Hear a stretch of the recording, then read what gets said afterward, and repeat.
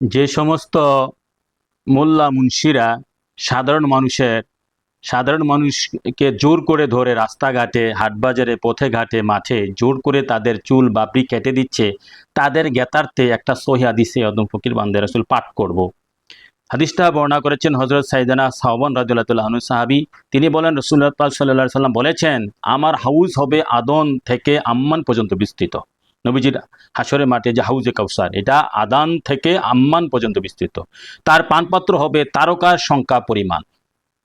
তার পানপাত্র হবে তারকার সংখ্যার পরিমাণ। তার পানি হবে বরফের চাইতে অধিকতর শুভ্র, মধুর চাইতে অধিকতর সুমিষ্ট। তার পাশে উপস্থিত অধিকাংশ লোক হবে দরিদ্র মুহাজিরগণ।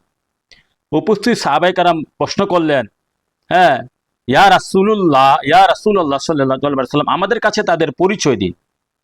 যারা হাউজে কাউসারে উপস্থিত হবে, পানি পান পাবে, তারা তাদের পরিচয় আমাদেরকে দেন।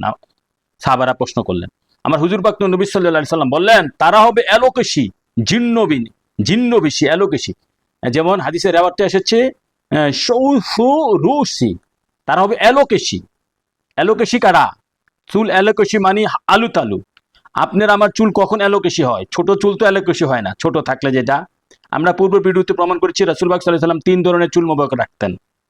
ওয়াফরা, লিম্মা, জুম্মা। কাদ মুবারক, জুম্মা হচ্ছে কাদ মুবারকের নিচে নবীজি চুল মুবারক ছেড়ে দিতেন, কেটে আবার ওয়াফরা করতেন কানের মুবারক লতি পর্যন্ত।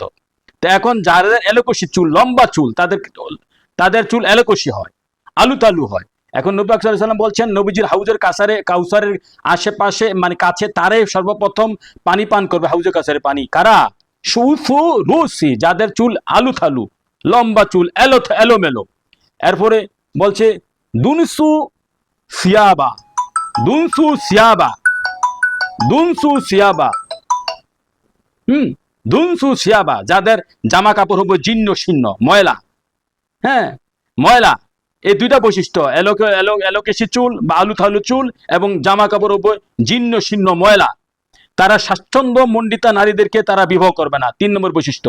তাদের জন্য দ্বার উন্মুক্ত হবে না, 4 নম্বর বৈশিষ্ট্য, মানে দরজা উন্মুক্ত হবে না। তারা নিগৃহীত, অপমানিত, লাঞ্ছিত। 5 নম্বর বৈশিষ্ট্য হচ্ছে তাদের কাছে প্রাপ্য তারা ঠিকই শোধ করবে, অথচ তাদের প্রাপ্য তাদেরকে প্রদান করা হবে না। হাদিসটা ইবনে মাজাহ বর্ণনা করেছেন। মাজাতে হাদিস নম্বর হচ্ছে 39 এবং ইমাম তিরমিজি হাদিসটা বর্ণনা করেছেন, হাদিস নম্বর হচ্ছে 2244। এবং তাছাড়া ইমাম তাবারানী সহিহ সনদে হাদিসটা বর্ণনা করেছেন তার আফসাদ গ্রন্থে, একমখণ্ড পৃষ্ঠা 124-এ। তাছাড়া ইমাম তাবারানী তার কবির গ্রন্থের মধ্যে হাদিসটা বর্ণনা করেছেন, 2য় খণ্ড পৃষ্ঠা 99-তে। এই সহিহ হাদিস। তাহলে যারা সহিহ হাদিসে বর্ণিত যে আমার হুজুর পাক নবীজির হাউজে কাউসারের পানি সর্বপ্রথম পান করবে অধিকাংশ লোক হবে দরিদ্র মুহাজিরগণ। তাদের চুল হবে এলোকেশি, আলুথালু, লম্বা।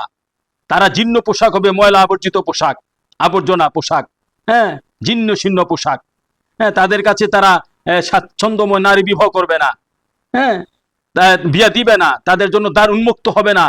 তাদের কাছে প্রাপ্য তারা ঠিকই শোধ করবে, অথচ তাদের প্রাপ্য তাদেরকে প্রদান করা হবে না। এখন যে মোল্লা মুন্সি, যে তথাকথিত মোল্লা মুন্সিরা আপনারা জোর করে মানুষের চুল কাটতেছেন, এক আমার নবীজি হাদিস শরীফে কি বলতেছে, সহিহ হাদিসে, এলোকেশি চুল হবে। এলোকেশি চুল তো লম্বা চুল, জীর্ণ পোশাক হবে। আপনারা তাদেরকে পোশাক দিচ্ছেন কি? হারামের টাকা দিয়ে নতুন জগজগে পোশাক দিচ্ছেন। আপনার কাছে পোশাক চাইছে? অতএব সাবধান ভাইয়েরা আমার। এই হাদিসটা ফলো করেন। হাদিসের আমি সব বলে দিলাম যে এলোকেশি চুল, আলু থালু চুল কাদের থাকবে? যারা হাউজে কাউসারের পানি পাবে, যারা এই উম্মতের মধ্যে অন্যতম শ্রেষ্ঠ। আপনারা কাদের চুল কাটতেছেন? কি ফুট ত্যাগ লাগায় চুল কাটতেছেন? এটা কি আসলে ঠিক? এটা তো নবীর সুন্নাত। নবী পাক সাল্লাল্লাহু আলাইহি ওয়াসাল্লাম কিভাবে চুল মোবারক রেখেছেন, তাদের অবস্থা কি? আমি আপনাদেরকে আরো হাদিস দিব, এটা সহিহ গ্রন্থের হাদিস। নবীকে যদি সত্যিকারের মুসলমান হন, হাদিস মানতে হবে, অন্যথায় বাদ চলে যাবে। নবীজির একটা হাদিসকে অস্বীকার করা কাফের, মুনাফিক। আল্লাহ রাসূল যেন আমাদেরকে নবীজির সহিহ হাদিস মান্য করে নবীর তরিকা সত্যিকার অর্থে খাঁটি মুসলমান ইমানদার হয়ে নবীর তরিকা চলতে পারি। আগে কু আনফুসুকুম আহলুকুন নার, আগে নিজে পরিশুদ্ধ হই, তারপরে অপর, তারপরে আহল। আপনি নিজেরাই তো ইমানদার মুসলমান হইতে পারেন নাই, অপরকে নিয়ে টানাটানি করেন। আল্লাহ রাসূল সত্য বোঝার মানে তৌফিক দান করুক। ওয়া মা আলাইনা ইল্লাল বালাগ।